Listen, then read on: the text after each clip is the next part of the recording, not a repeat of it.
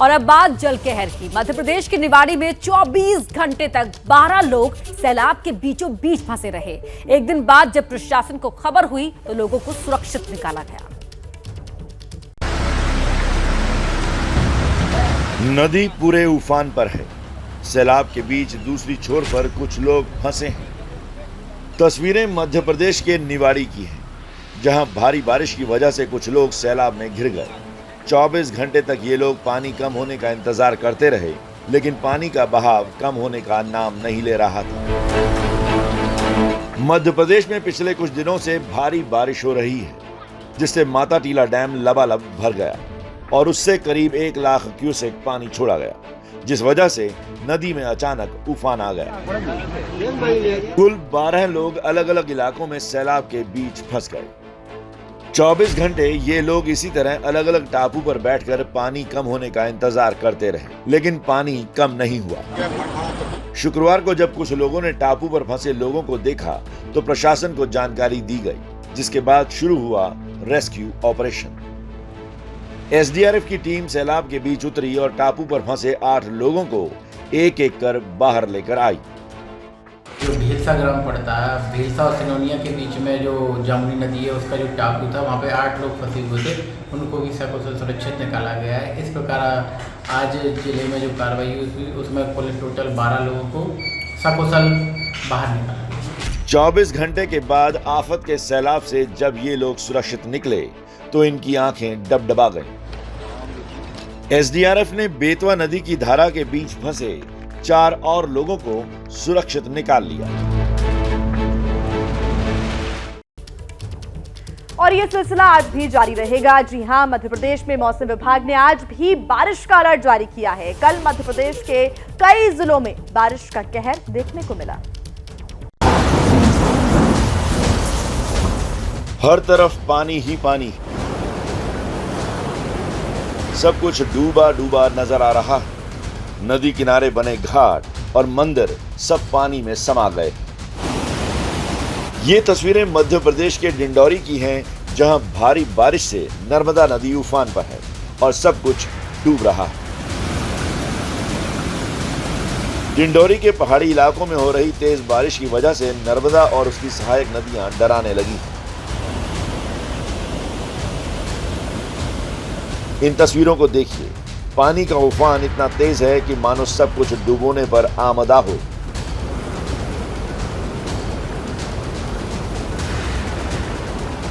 नदी का पानी आसपास के इलाकों को डुबोने लगा। इन तस्वीरों को देखिए। गोपालपुर इलाके में सड़क के ऊपर जो पुलिया बनी है वो पूरी तरह पानी में डूबी हुई है।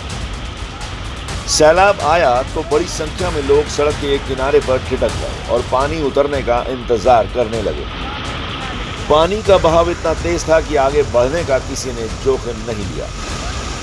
हालांकि जब पानी थोड़ा कम हुआ तो कुछ लोगों ने पुलिया को पार करने की कोशिश की। गनीमत रही कि कोई हादसा नहीं हुआ, लेकिन उफनते नदी नाले में इस तरह जाना जानलेवा साबित हो सकता है। लिहाजा सैलाब से दूर रहना ही बेहतर है।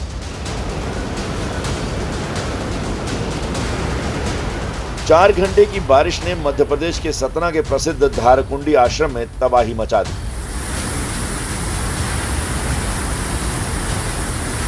विंध्याचल पर्वत श्रृंखला के बीच बने धारकुंडी आश्रम में बारिश के बाद सैलाब आ गया।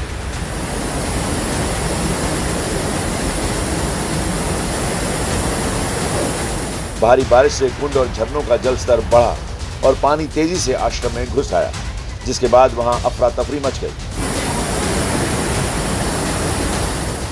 एमपी के छतरपुर में थोड़ी सी बारिश में सब कुछ जलमग्न हो गया। इन तस्वीरों को देखिए। स्कूल परिसर के बाहर पानी भरा हुआ है। बच्चे पानी के बीच से स्कूल जाने को मजबूर हैं। कुछ जगहों पर तो घुटने तक पानी भर गया। बारिश में बच्चों को आनंद आता है, लिहाजा बच्चे बारिश में भी मस्ती का रास्ता तलाश ही लेते हैं। अगर थोड़ी और बारिश होती तो पानी स्कूल के भीतर भी चला जाता। ऐसे में बच्चों की पढ़ाई प्रभावित होती। लिहाजा प्रशासन को स्कूल परिसर में पानी न भरे इसका इंतजाम करना चाहिए। बारिश हुई थी तो पानी भर गया है और सब लोग मतलब फायदा उठा रहे हैं। कितने बच्चे यहाँ पे खेल रहे हैं आप लोग? बहुत लोग, हम और बहुत से लोग हैं, वो लोग भी खेल रहे हैं। खेल रहे हैं आप लोग? हाँ, अच्छा लग रहा है? मजा आ रहा है तो खेल रहे हैं। मध्य प्रदेश के भिंड में तो महज आधा घंटे की बारिश ने ये हाल कर दिया।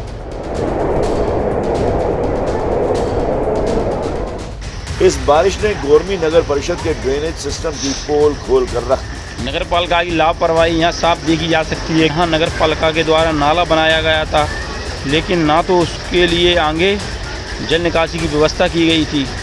यहाँ गलियों मोहल्लों में घुटने घुटने तक पानी भरा।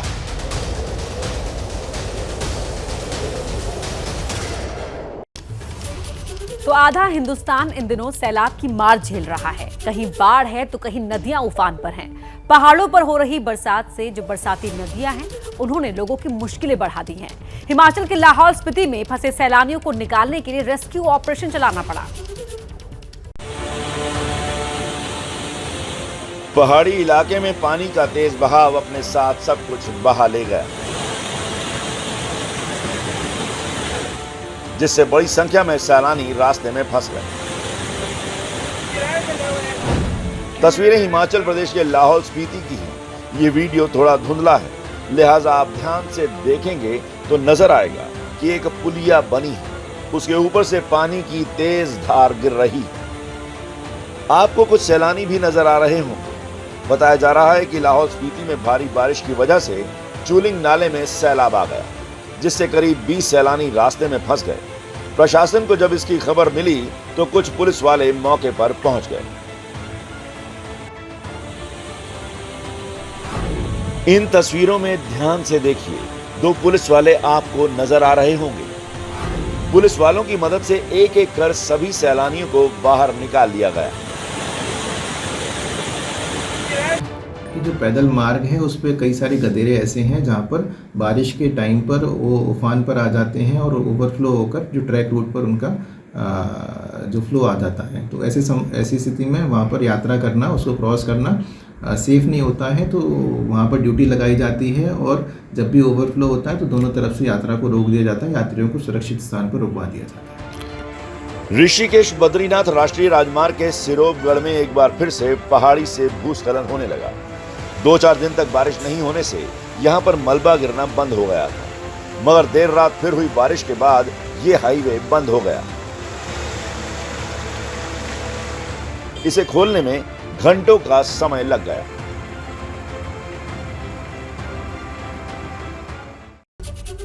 तो हर तरफ आफत की बारिश देखने को मिल रही है। यूपी से लेकर बिहार तक भी यही हाल है। हर तरफ सैलाब ही सैलाब नजर आ रहा है।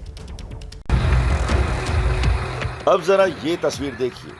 पानी से लबालब रेलवे के अंडरपास में एक ट्रक डूब गया। ड्राइवर और क्लीनर ट्रक की छत पर चढ़कर जान बचाने की गुहार लगाते रहे। ये हुआ यूपी के इटावा मैनपुरी रोड पर। रामपुर से आ रहा ट्रक पानी से भरे अंडरपास में घुसा, लेकिन रात को अंधेरे की वजह से गहराई का अनुमान नहीं लगा पाया और फंस गया। ड्राइवर और क्लीनर दोनों घंटों ऐसे ही ट्रक के ऊपर फंसे रहे। उनकी सांस में सांस तब आई जब सुबह हुई और रेस्क्यू ऑपरेशन चला। फायर ब्रिगेड का दस्ता आया, उन्होंने सीढ़ी निकाली, अंडरपास में सीढ़ी डाली और ड्राइवर क्लीनर दोनों को बाहर निकाल लिया। इटावा की एक और तस्वीर देखिए, जहां से जिले के विकास का खाका खींचा जाता है, वही विकास भवन जलमग्न हो गया, जिससे लोगों का आना जाना मुश्किल हो गया। यही नहीं, इटावा का जिला अस्पताल का परिसर भी पानी से लबालब है। मुख्य गेट से लेकर इमरजेंसी तक जाने वाला पूरा रास्ता पानी से भरा हुआ है। उधर बिहार में भी नदियों के विकराल होने से हालात बेहद खराब हो गए। रोहतास जिले के गुप्ता धाम की ये तस्वीरें हैं, जहां भारी बारिश से अचानक ऐसी बाढ़ आई कि किसी को संभलने का मौका नहीं मिला। वो इसलिए क्योंकि गुप्ता धाम के पास स्थित सीता कुंड में इस बार नाममात्र का पानी है, जिसकी वजह से लोगों ने सावन में आसपास छोटी छोटी अस्थायी दुकानें लगा दी। लेकिन थोड़ी देर की बारिश से ऐसा उफान आया कि सबको अपनी चपेट में ले लिया। पानी जब ज्यादा बढ़ने लगा तो एक आदमी ने कार की बोनट पर चढ़कर खुद को बचाया। तो नमस्ते भारत में हम बात कर रहे हैं शहर शहर जल कहर की। तेलंगाना और आंध्र प्रदेश में भी इन दिनों भारी बारिश हो रही है। तेज बारिश के चलते रंगारेड्डी फल मंडी में पानी भर गया, इससे किसानों को भारी नुकसान पहुंचा है। तेलंगाना में हो रही बारिश से बदहाली की तस्वीरें देखिए। पानी के साथ फल सैलाब में बह रहा है। ये कोई नाला नहीं बल्कि तेलंगाना के रंगारेड्डी की फल और सब्जी मंडी है। शुक्रवार को हुई भारी बारिश की वजह से रंगारेड्डी की फल मंडी पानी पानी हो गई और मंडी में रखे फल सैलाब में बहने लगे। एक बार फिर पूरी तस्वीर को देखिए, कैसे मौसमी के फल सैलाब में बह रहे हैं।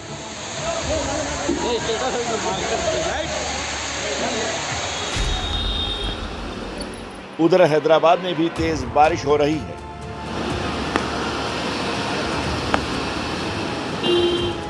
डीआरएफ के लोग वो अभी सड़कों पर इस तरीके के वाटर लॉगिंग को क्लियर करने में लगे हैं। उसके अलावा हैदराबाद ट्रैफिक पुलिस ने भी अलर्ट जारी किया है, एडवाइजरी जारी की है हैदराबाद के शहरियों के लिए। उनका कहना है कि अगर भारी बारिश हो तो वो कोशिश करें कि कम से कम भारी बारिश के दौरान घर से बाहर न निकले।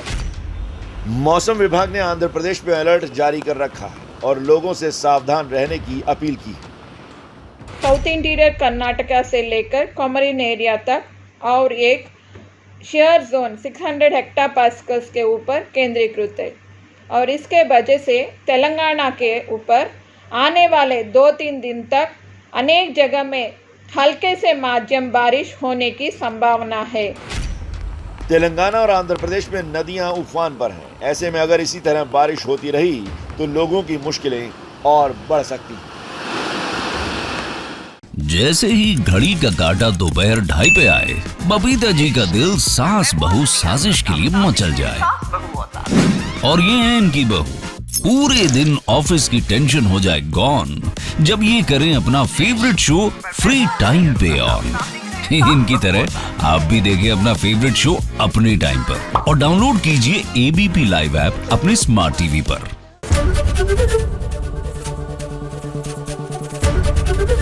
एबीपी न्यूज आपको रखे आगे।